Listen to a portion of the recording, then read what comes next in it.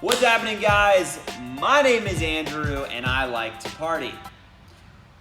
Welcome to Table Talk. We are talking about just that, party board games. You might be like, Andrew, I love parties. Why would you bring a board game there? Or you might say, Andrew, I do not like to party. I just like board games.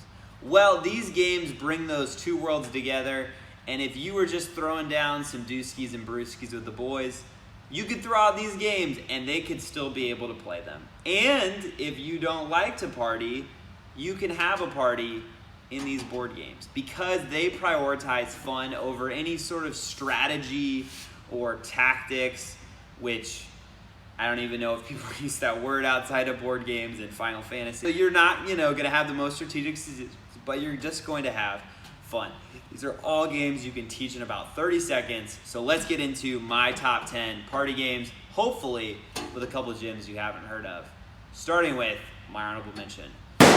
My honorable mention is a game that almost any board gamer has heard of, and even if you aren't one, you have probably seen Codenames. It is my honorable mention because it is this fun game of seeing a grid of words, throwing out word clues, your teammates guessing, and it can be a lot of fun, coming up with creatively those clues, being the one that brightly comes up with the answer, and showing yourself how intelligent you are in front of your friends, which is always just an absolute hoot. The reason it's my honorable mention is if you watch this channel, you probably watch other board game YouTube channels, and it's probably on their top 10 party game list. So that's why. And also, you can have moments, which I've had, where a friend is just staring at the table, and it becomes not so much of a party. That's my honorable mention, Codenames. My number 10 party game is Wavelength. Wavelength is a giant spinning wheel. You spin it. There's some place on the spectrum of the wheel, and you get two ends of the spectrum, and you have to give a clue. A lot of party games have clues, and your teammates have to find where it falls. And it's a lot of fun because it brings about great discussions of, maybe it was a good looking and not so good looking, and maybe someone throws out your name, and you get to see, what your friends really think. But it just brings about the best discussion. I remember recently I had one, it was like lethal and non-lethal weapons. And some students I work with, threw out some sort of rifle, and all the guys are, the rifle's this dangerous. And all the girls were like, I don't think that's right. Funnily enough, the girls were right, and it's moments like that make Wavelength so great. So it is not the funniest party game, but it brings about a lot of good discussion. Very simple. My number 10, Wavelength.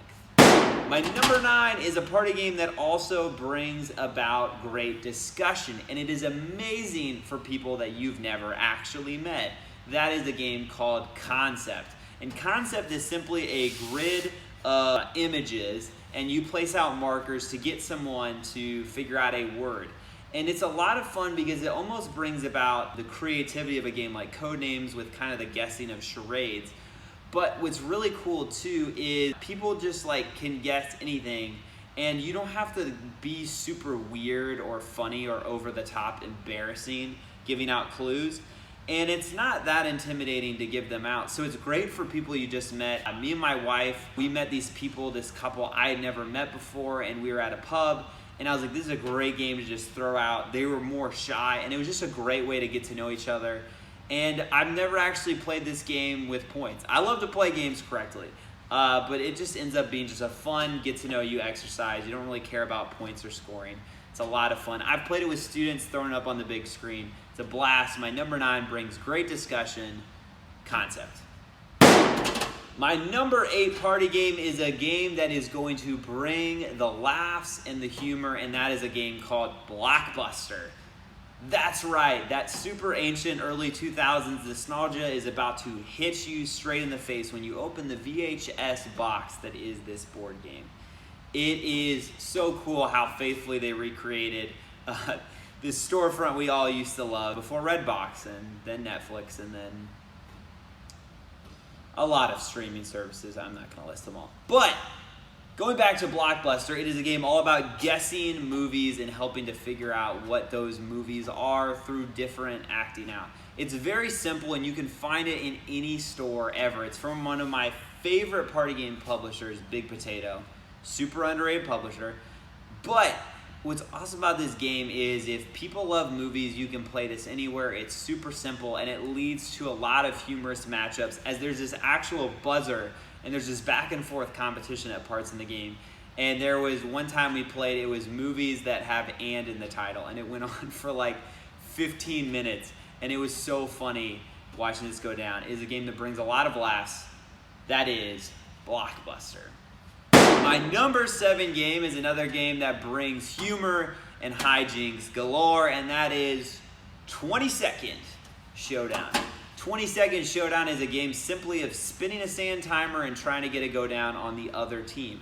And you do that by accomplishing these very simple tasks, but when it comes down to 20 seconds, they become a lot harder. I have had friends of mine almost run through windows, fall over tables, throw shoes off porches to win this game. It is an utter blast to play. It's great to play with big groups. Check it out. And that is also from Big Potato, 20-Second Showdown, my number 7 party game. My number 6 party game is a little different. It is a lot of fun, not necessarily over the top funny or giving clues, but simply deciding if you trust one another. It is not a social deduction game, but is a game called Celestia. And in this game, you are an airship and it's rotating who's captain. And the captain is trying to always convince everyone that they can make it past the challenges to the next destination. The question is, do you really trust that they can? And so this game is all about just putting trust, talking crap to one another, and it just is a blast, and it brings a lot of great moments where maybe, you know, 2 guys that really believed in each other make it the distance and everyone else dropped off, or someone's winning and, as my wife has done multiple times, just shoves you off at the beginning with a special card. It's a lot of fun, very simple, and I play it all the time. That is Celestia. Number 5 party game is a game that also, like my first 2, brings about great discussions and also leads to a lot of humor as people throw out terrible cards. It is a game called Detective Club. It has those abstract art cards you see in games like Mysterium and Dixit. And what you're doing is everyone gets a clue except one person, and they are the traitor, the faker, and they are putting out a card just as everyone else is, and then a second card just as everyone else is. And you look at everyone's card and you have to figure out who didn't get the clue. The problem is sometimes you could just not have good cards, and so it leads to hilariousness as you just like rag on whoever just gave out the worst clues, even though they actually knew the clue. And it's funny when people don't even have the clue and they put out the best cards, and so it's a lot of fun. You can play, you know, ages down to 5. I've done that, and then, you know, played with 85-year-old grandpa, and it works great. That is Detective Club. My number 4 party game is Dope, and it is also a classic. It is a game that came out, I don't know, 70s, 80s, and it is called Balderdash. And Balderdash is really fun unless you play with people that know Latin, but if not, it's a game of these words that no one actually knows, or movies no one knows, or historical figures that no one actually knows. And someone puts in the real definition, they're usually very funny or weird, and everyone else puts in fake definitions, and you read them out loud and people have to guess which one's right. Well, in this game-like concept, I rarely play correctly. We never really finish, because eventually one person puts in funny definitions of what historical figures did, or what an inappropriate sounding movie title, what really happened in the plot, and eventually it just devolves to people throwing out the funniest answers, and it is a lot of fun. Probably some of the most I've ever laughed in a game. A classic for a reason, Balderdash. My number 3 game is actually 2 games. There is a version and then the NSFW adult version, which I actually like more, and that is a game called Telestrations or Scrawl. And this game is a telephone game with drawing. So you get a word, you draw it, then someone puts what they think the word is, draw it, and vice versa. Now, admittedly, I've seen this game fail. My wife hates it. Because if people are really good drawers or take it very literal or don't have a ton of fun with it, it can wind up being dog. Someone draws a dog, then someone writes a dog, and then someone draws a dog. And it's really not that funny. It's funny when people are bad drawers or when it goes completely the wrong direction, and it's hilarious. Figure out how it ended up like that. So what I like to do is use Scrawl because I think they have more creative phrases.